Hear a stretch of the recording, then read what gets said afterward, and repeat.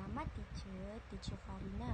Hari ni teacher nak tanya anak-anak murid teacher ni, semua sihat tak? Apa dia? Semua sihat? Wow, bestnya. Teacher sukalah dengar semua sihat. Kita hari ini ialah apa itu teknologi. Apa itu teknologi ya anak-anak murid? Nak tahu tak apa itu teknologi? Kalau nak tahu, okey, jom kita belajar sama-sama. 3, 2, 1. Oke murid-murid, teknologi ini merupakan alat ataupun cara teknikal yang digunakan untuk melakukan kerja dengan lebih cepat. Murid-murid nak tahu tak, teknologi ini juga merupakan alat utama dalam bidang pengajaran dan juga pembelajaran kita tahu. Hai, nama saya Janet Pang. Saya akan membentangkan bahagian kebaikan teknologi. Antara kebaikannya ialah penemuan dalam industri dan teknologi juga memudahkan untuk pencarian maklumat.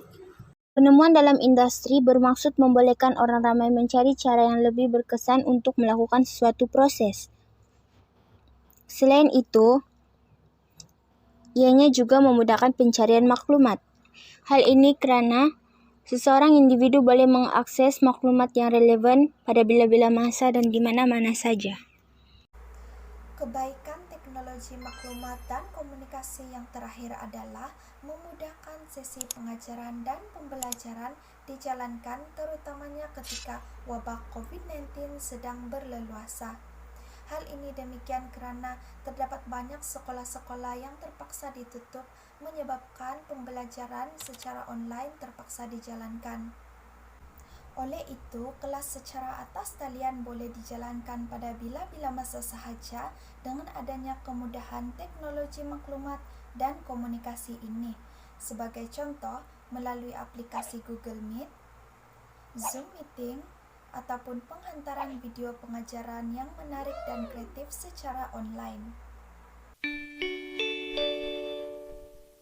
Hai murid-murid, hari ini cikgu akan menerangkan dengan kamu tentang keburukan teknologi maklumat dan komunikasi, yaitu menyebabkan masalah hubungan dan kemahiran sosial, menyebabkan kerosakan mata, dan menyebabkan masalah kesehatan. Keburukan teknologi yang pertama ialah menyebabkan masalah hubungan dan kemahiran sosial, yaitu murid-murid akan memilih untuk menghabiskan masa dengan gadget berbanding ibu bapa dan rakan-rakan sebaya.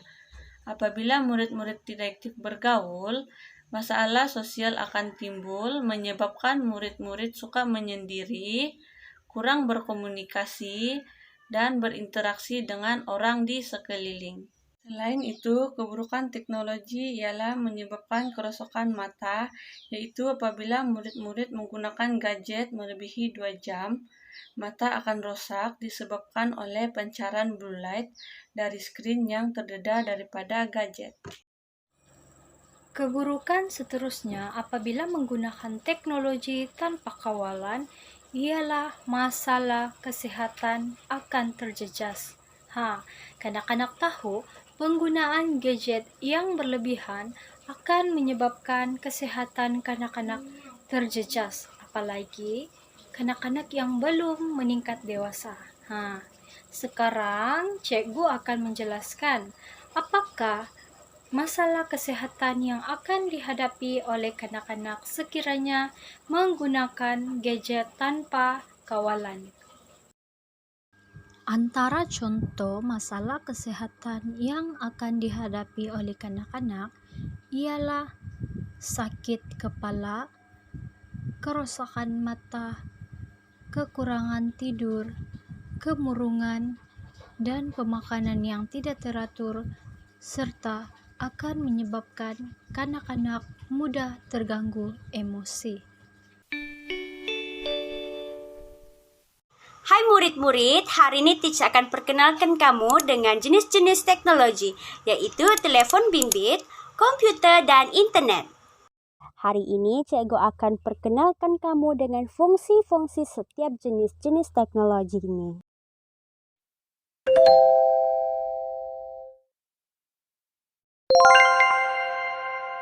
Yang pertama adalah telepon bimbit. Apa itu telepon bimbit?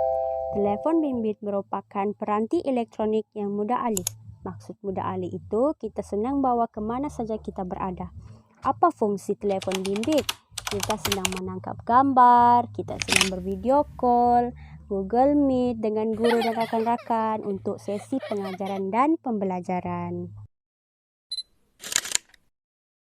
Seterusnya adalah komputer. Komputer adalah sejenis alat teknologi maklumat dan komunikasi.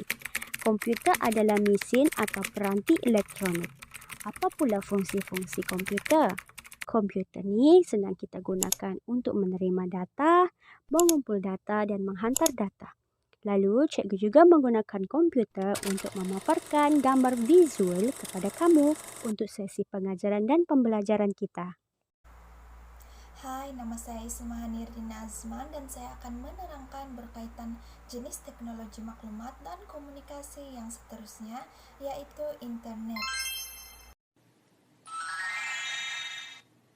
Internet merujuk kepada sistem komunikasi global yang termasuk infrastruktur sistem rangkaian global yang menggunakan TCP atau IP untuk menghantar data melalui pelbagai jenis media.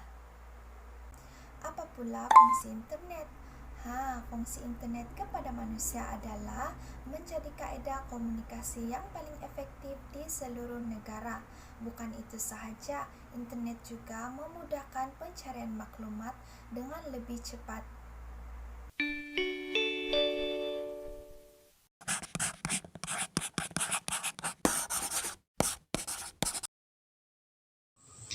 Hai, nama saya Elviana John. Saya akan membentangkan tentang cabaran teknologi pada masa kini. Antara cabaran teknologi pada masa kini ialah penggunaan teknologi yang berlebihan akan menjejaskan perkembangan kanak-kanak, contohnya seperti perkembangan komunikasi. Seperti yang kamu lihat dalam gambar tersebut, kanak-kanak bermain dengan telepon bimbit masing-masing. Hal ini mengakibatkan tiada rangsangan komunikasi antara kanak-kanak tersebut. Interaktiviti teknologi sama sekali tidak boleh menggantikan interaksi sesama manusia kerana teknologi terkini tidak boleh menggantikan elemen manusia dalam berinteraksi. Seterusnya ialah digunakan untuk menyalurkan maklumat yang salah atau palsu. Contohnya menggunakan media sosial. Pada masa kini, media sosial telah disalahgunakan oleh segelintir orang yang beretika untuk menyebarkan maklumat palsu yang boleh memberi kesan negatif kepada individu, keluarga, masyarakat, dan negara. Maklumat salah atau palsu mengandungi unsur-unsur penipuan, mencetuskan sentimen masyarakat dan memfitnah seseorang untuk menjatuhkan reputasi mereka dan sebagainya. Ini sangat membimbangkan kerana penyebaran maklumat seperti ini boleh menimbulkan kesan negatif terhadap penerimaan dan penggunaannya. Hai adik-adik, nama Cikgu Clarence, boleh panggil Cikgu Claire.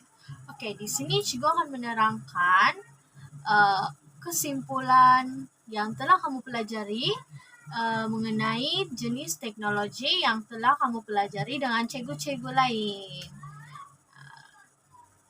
Oke, di sini bukan sahaja teknologi ini, bukan sahaja orang dewasa, kakak-kakak kamu, ibu bapa, penjaga dan guru boleh menggunakan jenis teknologi. Tetapi kamu pun boleh gunakan. Kanak-kanak, kamu pun boleh gunakan. Tetapi melalui bimbingan ibu bapa, penjaga kamu ataupun guru. Sebab cikgu atau penjaga atau ibu bapa kamu akan membimbing dan mengajar kamu bagaimana menggunakan teknologi itu dengan betul. Oke, itu saja dari cikgu. Terima kasih. Selamat mencoba. Bye-bye.